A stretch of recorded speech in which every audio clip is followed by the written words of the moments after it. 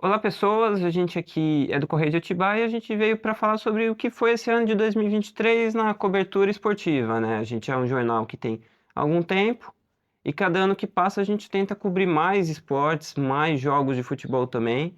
Eu acho que esse ano aqui a gente conseguiu cumprir bem isso, né? Porque deu para fazer bastante coisa. A gente estava fazendo a conta, a gente fez mais de 100 jogos em loco, né? Indo no estádio, ginásio, ou seja lá o que for, né? Até pista de corrida a gente fez esse ano. É. E mais com foco no Bragantino, né? O clube que a gente cobre mais, no Bragantino a gente teve em quase tudo, né, Mário? Sim, sim. Foi um ano especial, o ano de 2023, pro jornal, pro Correio de Atibaia. A gente iniciou o ano logo de cara cobrindo, acho que um dos maiores eventos, eu acho que na minha opinião, da minha vida, acho que também da sua, que foi o velório do Pelé, né, do Edson Arantes do Nascimento, na Vila Belmiro. Foi um evento muito especial, né, Rodrigo? Tanto pela cobertura, a gente viu, presenciou imprensa do mundo inteiro lá cobrindo, gente da Europa, da América Latina, até mesmo da Ásia. Enfim, engraçado que termina o ano com o Santos rebaixado, né? É, no mesmo ano em que, menos de um ano da morte do Pelé, o É, Santos cai pela primeira vez e a gente pôde estar naquele dia lá, conversar com algumas pessoas do mundo todo, então é sempre esses momentos que acabam sendo marcantes, né? A gente não esperava nem um pouco passar por isso, ainda mais você pensar antes da morte dele ali, por mais que ele é, tivesse mal, ninguém imaginava que pudesse acontecer isso. E o Bragantino a gente cobriu de novo, né? Foi um ano é. interessante para o Bragantino no Campeonato Brasileiro. Nos outros campeonatos nem tanto, né? Eliminação na Vila Belmiro do Paulista para o Água Santa na semifinal. Eliminação na Sul-Americana em Itaquera para o América Mineiro. Então teve também o Bragantino mandando e jogando contra outros times em territórios diferentes. E pra gente, acho que como imprensa, acho que foi muito válido a chegada do Pedro Caixinha, né? Porque é um É, cara que, pra gente principalmente, fala muito bem, não tem medo de dizer o que pensa, o que planejou. Então, acho que pra gente como imprensa é sempre muito bom. E eu pude até fazer uma entrevista exclusiva com sim. ele, então acho que é sempre bom falar com ele, ouvir o treinador, que fez um ótimo campeonato junto com o time e terminou lá em cima, né? Em sexto lugar. E o ano que vem vai disputar a Libertadores. Saiu também o sorteio aí e a gente vai acompanhar o ano que vem o Bragantino também. Mas esse ano a gente não acompanhou só o futebol do Bragantino, né? Verdade. Falando sobre o Pedro Caixinha, né? O Bragantino iniciou a temporada numa incógnita, tanto para a torcida como o elenco no geral. A gente não sabia como ia ser o ano do Bragantino. E quando chegou o Pedro Caixinha, a gente viu que ele começou a ter um trabalho é, produtivo com o elenco, com o resultado. E assim, pela expectativa que todo mundo tinha pelo elenco do Bragantino, acho que foi um ano excepcional, né? Acabou caindo precocemente na Copa do Brasil para o Ipiranga de Erechim, depois teve essa eliminação na semifinal para o Água Santa, na Vila Belmiro, com falha do Cleiton, e depois, claro, também no mata-mata, a eliminação do América Mineiro na Arena Corinthians. Mas no aspecto geral, pela temporada, o time foi muito regular, muito regular. É, fato que não aconteceu nos trabalhos do Barbieri, né? E só lá em 2019 com o Zago, mas o Zago também era outras circunstâncias, era uma Série B, né? E o time conseguiu é, ser campeão com muita facilidade. Eu acho que o Pedro Caixinha hoje ele é um dos melhores treinadores do futebol brasileiro, pelo trabalho que ele exerce no Bragantino, pela sua filosofia e também pelo seu carisma e sua abordagem na hora de ser entrevistado, né? Tanto nas coletivas de imprensa, hoje, na minha opinião, eu vejo ele como um dos melhores treinadores na hora de poder falar e passar o que ele expressa em campo, né? A gente até cita o Vojvoda também, com Fortaleza, que eu acho que foi para mim foi o melhor treinador da temporada no futebol brasileiro, pelo que ele demonstrou no Fortaleza, chegando numa final de Copa Sul-Americana. Mas eu acho que o Pedro Caixinha está ali junto com o Vojvoda, né, como treinador destaque da temporada, né? Até houve a proposta do Corinthians para ele sair do Bragantino. Então assim fica esse trabalho perfeito aí do Braga, né, principalmente do Pedro Caixinha com relação à temporada. E sobre a cobertura que a gente fez, né, no Correio, acho que a gente não ficou focado somente no futebol. A gente conseguiu cobrir, por exemplo, o rugby, que foi algo também que foi importante. Teve a Superliga das Américas de rugby, né, aqui em São Paulo, com o Cobras 15, o Cobras que era o representante brasileiro nesse torneio importante. Então, eu acabei fazendo algumas coberturas. Teve também um jogo amistoso histórico que foi contra o Old Blues, no campo do SPAC, que também foi algo significativo para a história do rugby nacional. E fora os eventos de automobilismo, acho que a gente focou muito também e foi importante nesse ano de 2023. A gente fez 2 etapas da Stock, né? As 2 de Interlagos. E assim, é um cenário totalmente diferente do futebol. A gente pôde acompanhar de perto, entrevistar muita gente desse meio também, que também acho que é super válido a gente também olhar para outros esportes, trazer, seja com entrevista, seja com um relato de matérias e bastidores do que acontece, né? Porque também é interessante.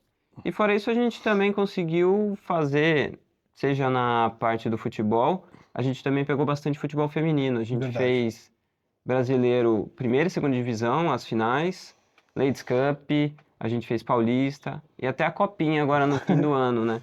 E o Bragantino foi campeão da A2, né? Com a Rosana, que foi para a seleção sub-20. Eu também entrevistei ela numa entrevista exclusiva do Correio, então também, se o Pedro Caixinha fala bem, a Rosana também fala, então é sempre bom ouvir eles, e a Rosana também é muito boa para falar, entende muito de futebol e agora está na seleção sub-20. E fora abordando as finais de competições, a gente também conseguiu cobrir decisões importantes, né, do futebol paulista. Também teve acho que mais marcante na temporada foi a final da Copa Paulista entre São José e Portuguesa Santista, com a Briosa sendo campeã nos acréscimos, né? Sim. Ali no Martins Pereira. É um jogo meio maluco ali, que a arbitragem podia ser muito criticada se o resultado não é esse. E a gente também entrevistou muita gente ali no fim do jogo.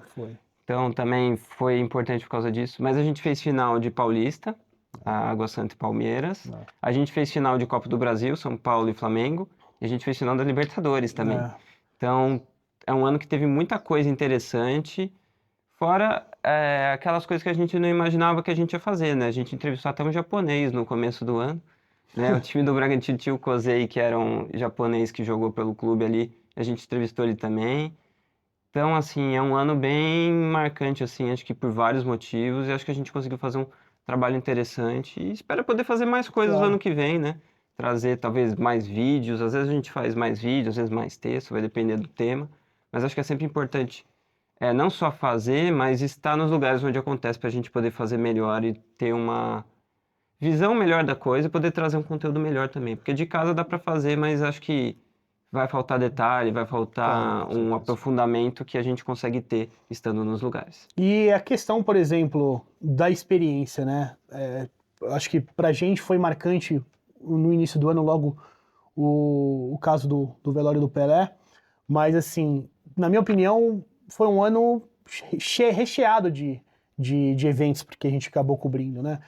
Teve também as participações que eu acabei indo na Fórmula 1, teve outras matérias também que a gente fez que foram relevantes para o Correio de Atibaia, mas eu acho que é inegável falar da decisão no Maracanã da final da Libertadores, né? Entre Fluminense e Boca. A gente conseguiu estar ali numa final histórica pro torcedor do Fluminense, pro torcedor tricolor, uma final no Maracanã, né, contra o Boca Juniors. Eu acho que essa final tem muita história, né, e pode ter mais ainda se o Fluminense ganhar o Mundial, a gente não sabe ainda. A gente está no dia que o Fluminense joga, mas a gente não sabe. Mas é que assim, era o Fluminense ganhando a primeira vez, contra o Boca, que podia ser o maior campeão junto com o Independiente. Era um jogo que teve até alguns problemas antes na questão de torcida e brigas, mas todo um ambiente que favorece a final ser lembrada por muito tempo. Acho que não é só daquelas finais de Libertadores que acontece e depois de um tempo as pessoas já nem lembram tanto. Acho que essa vai ser marcante pro Fluminense para sempre, eternizado, né? Mas até para quem não é fluminense, né, acho que vai lembrar por bastante tempo dessa final, por tudo que envolveu, todos os personagens, desde os treinadores, jogadores e torcedores que estavam envolvidos com aquele ambiente, aquele momento ali do 4 de novembro. Verdade. E é isso, acho que espero que vocês tenham gostado desse especial, né? Para encerrar, a gente tem que falar também sobre as entrevistas que a gente produziu em 2023 e queria a sua opinião sobre as entrevistas mais marcantes. Para mim, em especial, a que mais me tocou foi entrevistar o Silvio Luiz, né? A gente que teve a oportunidade de ir até a Rede TV para fazer essa entrevista exclusiva com ele. Agradecer também mais uma vez ao pessoal da Rede TV por toda liberdade que teve com a gente. E foi algo importante, né? Marca também para a nossa história na carreira do jornalismo, né? Entrevistar o Silvio Luiz. O Silvio Luiz é um dos personagens mais importantes do jornalismo, não só esportivo, acho que de geral. A voz dele, praticamente todo brasileiro que tenha mais do que, sei lá, 15 anos conhece, né? Então, acho que é um personagem bem importante. E os do esporte também, né? O Caixinha, a Rosana, como eu já falei, o Ortiz também. É um jogador que fala muito bem, tem uma visão muito boa sobre o esporte, sobre futebol. Então, acho que a gente conseguiu trazer bastante esse lado também. Fora as entrevistas que a gente pegou ali em sorteio do Paulista, Sim. no enterro do Pelé, em outros eventos também que a gente conseguiu entrevistar pessoas. E se a gente colocar na lista aí, tem Pulpo Moreno, tem Ingo Hoffmann, né? Assim, no sorteio do Campeonato Paulista a gente teve até o Hugo Yama, então, Janete, então foram entrevistas assim que são importantes para nossa carreira e também, claro, para vocês que estão consumindo aí o Jornal do Correio de Atibaia. Então é isso, a gente espera poder fazer muito mais coisa em 2024 e que vocês acompanhem a gente aqui, que consiga e que goste do conteúdo. E também se vocês tiverem ideias de coisas para fazer, algum comentário sobre algum momento marcante, você pode comentar aí e mandar pra gente, a gente agradece também o carinho de vocês por ter acompanhado boa parte do que a gente fez nesse ano até aqui e que foi bastante coisa. Foi cansativo, mas acho que a gente faria tudo de novo. Claro, e o mais importante, né? Trazer conteúdo para vocês. Isso é o mais importante.